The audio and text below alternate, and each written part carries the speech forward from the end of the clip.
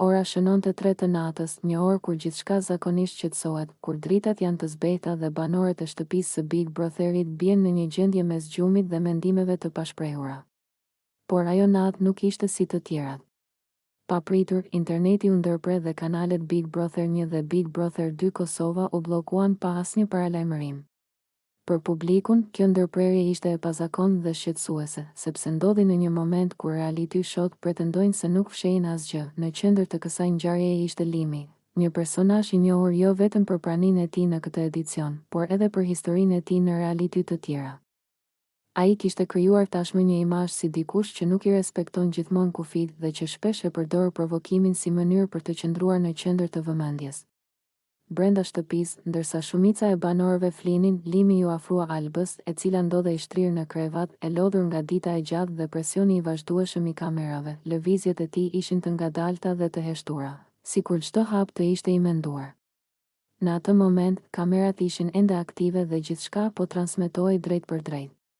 Por sapo ai filloi ta puthte Albën, produksioni reagoi menjëherë duke ndërprer transmetimin.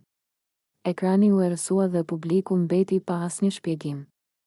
Kjo ndërhyrje e menjëhershme ngriti shumë pikpyetje dhe krijoi një val reagimesh në rrjetet sociale. Ndërprerja e internetit dhe bllokimi i kanaleve nuk ishin thjesht një problem teknik.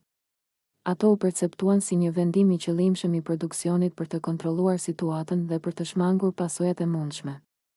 Reality show ndërtohen mbi idenë e transparencës, por kjo ngjarje tregoi se transparenca ka kufi të caktuar, të vendosur nga interesat e programit dhe nga frika e reagimit publik. Limi, nga ana tjetër, nuk ishte i panjohur për këtë lloj sjelljeje. Në reality të tjera ku kishte marrë pjesë më parë, ai kishte bërë veprime të ngjashme, duke u afruar në mënyrë të papritur ndaj banorëve dhe duke krijuar situata që më pas ktheheshin në tema kryesore diskutimi. Disa e shihnin këtë si strategji loje, një mënyrë për të fituar vëmendje dhe për të mos u harruar. Të tjerë e konsideronin si mungesë respekti dhe si shkelje të hapësirës personale. Kjo ngjarje nxori në pa edhe një problem më të thellë të reality show-ve moderne, zgjedhjen e personazheve problematik për hir të audiencës. Produksioni shpesh përzgjedh individ që dihet se do të krijojnë konflikte, sepse konfliktet sjellin shikueshmëri. Por kur këto konflikte kalojnë kufirin e etikës, lind pyetja se kush mban përgjegjësi.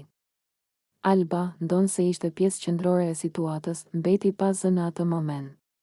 Ndërprerja e transmetimit e hoqi mundësinë që publiku të shihte reagimin e saj dhe të kuptonte se si ndihej vërtet. Kjo heshtje e imponuar krijoi një narrativ të cunguar, ku publiku u detyrua të mbështetej në thashetheme dhe interpretime. Në reality show, kur zëri i një personi fshihet, krijohet padrejtësi dhe keqinformim. Ngjarja e asaj nate u kthye në temë debati jo vetëm për fansat e Big Brotherit, por edhe për shoqërinë në përgjithësi. A duhet të transmetohet gjithçka në emër të realitetit, apo duhet të vendosen kufi të qartë?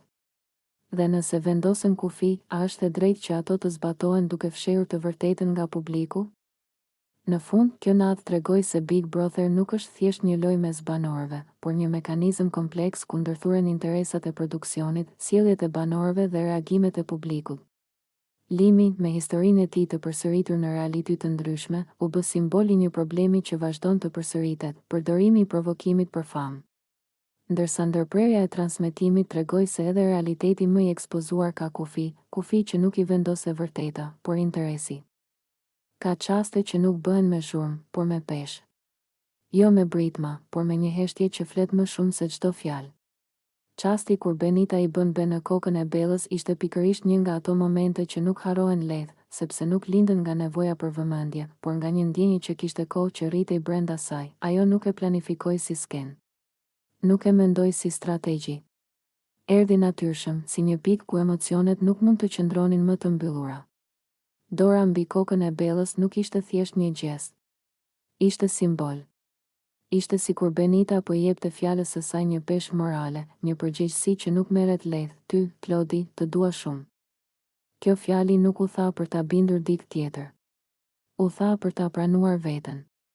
Sepse ndonjëherë ta thuash me zë të lartë ndjenjën tënde është mënyra e vetme për ta bërë reale. Në atë të dua shumë kishte më shumë se pasion. Kishte vlerësim, kishte admirim, kishte një lloj qetësie që lind kur dikeshe si të mirë, si të drejtë, si të denjë për ndjenjat e tua, je shumë i mirë. Këto fjalë janë të thjeshta, por të rralla. Sepse i mirë nuk do të thot i përsosur. Do të thot i ndershëm, i drejt në qëllim, i pastër në sjellje. Dhe Benita e sheh këtë te Klodi. Ajo e sheh mënyrën si ai flet, si dëgjon, si nuk e ul tjetrin për t'u ngritur vetë.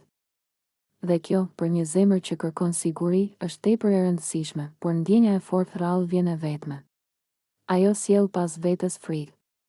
Dhe Benita nuk e fsheh këtë, bëhem xheloze sa herë që të afrohet Eliona. Këtu ndalet fryma e rrëfimit. Sepse kjo fjali është e sinqert deri në dhimbje. Nuk është sulm. Nuk është akuzë. Është rrëfim i brendshëm. Është një pranim i hapur i një ndjenje që shumë njerëz e fshehin nga frika se mos duken të dobët, por xhelozia nuk është gjithmonë dobësi. Ndonjëherë është alarm. Është frika e humbjes.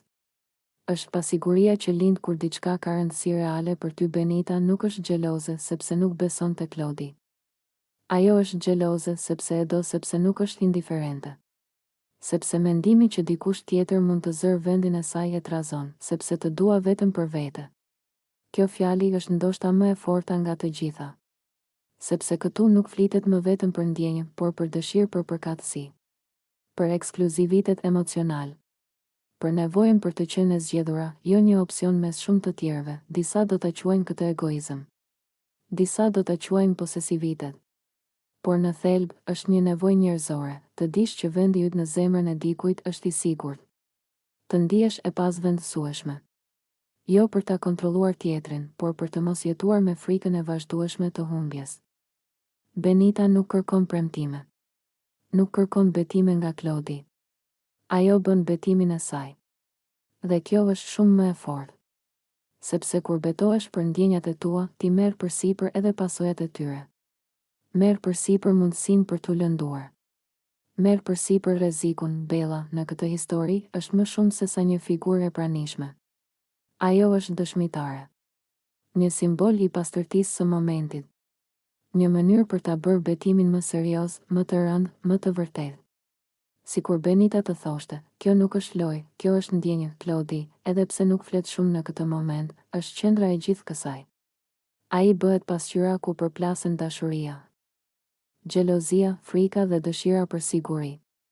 Dhe ndoshta kjo është bara më e madhe, të dish që dikush ndjen kaq shumë për ty. Ky moment nuk garanton fund të lumtur. Nuk garanton reciprocitet të barabartë. Por garanton një gjë, sinqeritet. Dhe në një botë ku shumica fshihet pas roleve dhe strategjive, sinqeriteti është akt guximi. Në fund, ky betim mbetet si një nyje emocionale në histori. Një pikë ku ndjenjat nuk u filtruan, nuk u llogaritën, nuk u zbukuruan. U than ashtu siç ishin.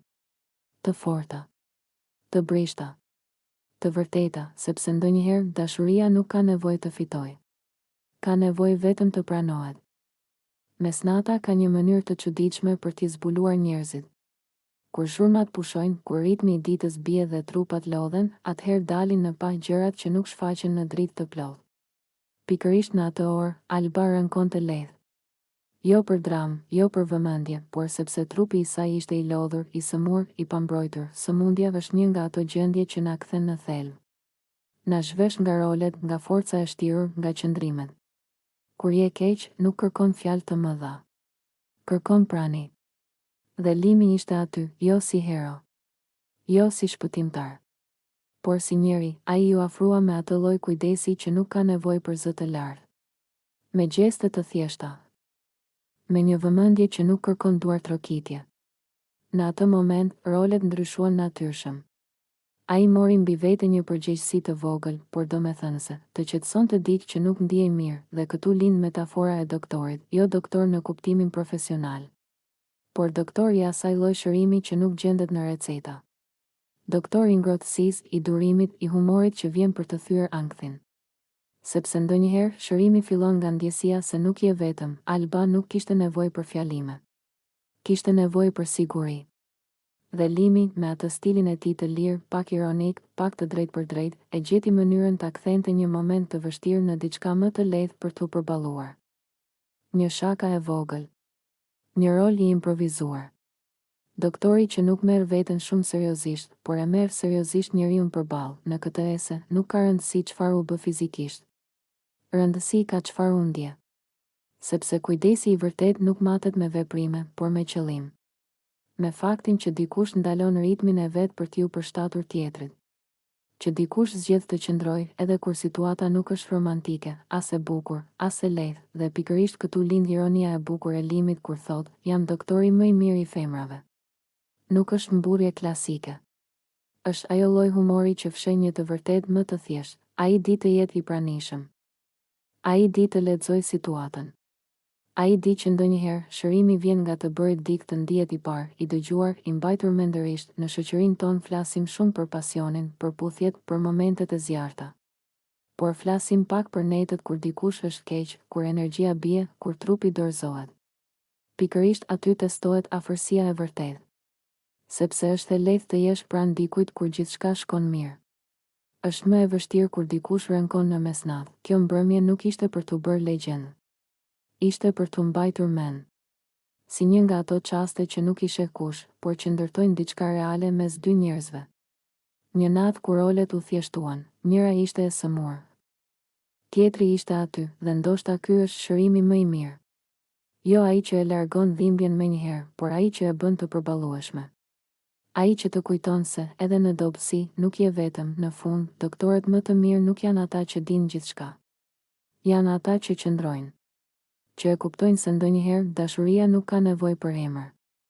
Ka nevojë për prani, dhe ajo mesnatë, me gjithë thjeshtësinë e saj, mbeti si një provë e vogël se kujdesi, kur është i sinqert, shëron më shumë se çdo gjë tjetër. Limi qëndron i qetë, por zëri i tij ka një prerje të ftohtë, të menduar. Nuk është ai tipi që flet për të mbushur heshtjen. Flet kur ka vendosur. Dhe kur vjen momenti i nominimit, ai nuk kërkon efekt të zbrazët. Kërkon drejtësi sipas kodit të tij. Emri i parë që del nga goja e tij është Klodi, jo si hakmarrje. Jo si impuls. Por si përfundim i një vëzhgimi të gjatë. Sepse bën shumë lojra të pista. Dhe kjo fjali bie rënd në dhomë.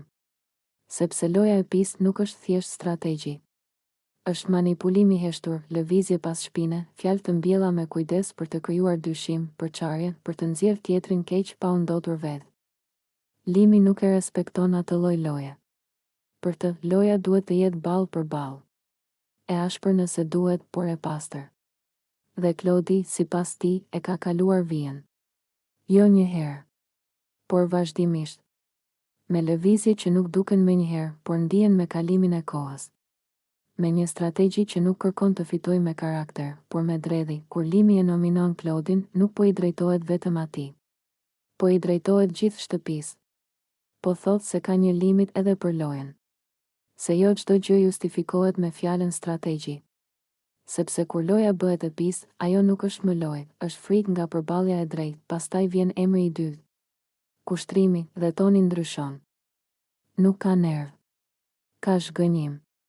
Një lloj lodhjeje që ndjen kur shet dikë që është fizikisht aty, por mendërisht diku tjetër. Është në gjumë dimëror, thot Limi. Akoma nuk i ka dalë gjumi. Kjo fjali nuk është tallje. Është diagnozë. Sepse gjumi dimëror nuk është pushim. Është mungesë reagimi. Është prani pa ndikim. Është të kalosh ditët pa lënë gjurmë, pa marrë pozicion, pa u përfshirë realisht në lojë, në debat, në jetë. Për Limin, kjo është po aq problem sa loja e pisë. Sepse në një shtëpi ku gjithçka është ekspozuar, ku çdo ditë është një provë karakteri, apatia është një zgjedhje. Dhe zgjedhja për të mos bërë asgjë është ende një zgjedhje. Kushtrimi nuk ka krijuar konflikt, por as kuptim. Nuk ka trazuar ujërat, por as nuk ka notuar. Është lënë të bartet nga rrjedha, duke shpresuar se do të kaloj pa u vënë re. Por në një lojë të tillë, të qenit i padukshëm nuk është virtyt. Është humbje e mundësisë, dy nominime. Dy arsye të ndryshme. Por një mesazh i vetëm. Limi nuk po kërkon shenjtërinë. Nuk po kërkon njerëz perfekt. Po kërkon autenticitet. Ose luaj fort dhe pastër.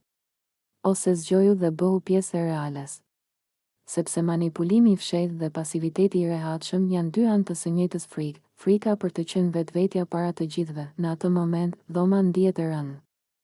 Sepse secili e gjen pak veten në këto fjalë. Disa te Klodi. Disa te kushtrimi. Disa në mes. sepse është më e lehtë të luash prapa perdeve ose të fshihesh pas heshtjes, se sa të dalësh hapur dhe të marrësh përgjegjësi për atë që je. Limi nuk e ngre zërin. Nuk ka nevojë. Fjalët e tij bëjnë punën e vet, sepse kur dikush flet nga bindja, jo nga frika, nuk ka nevojë për dramë. Ky nominim nuk është fundi i një konflikti. Është fillimi i një pasqyre.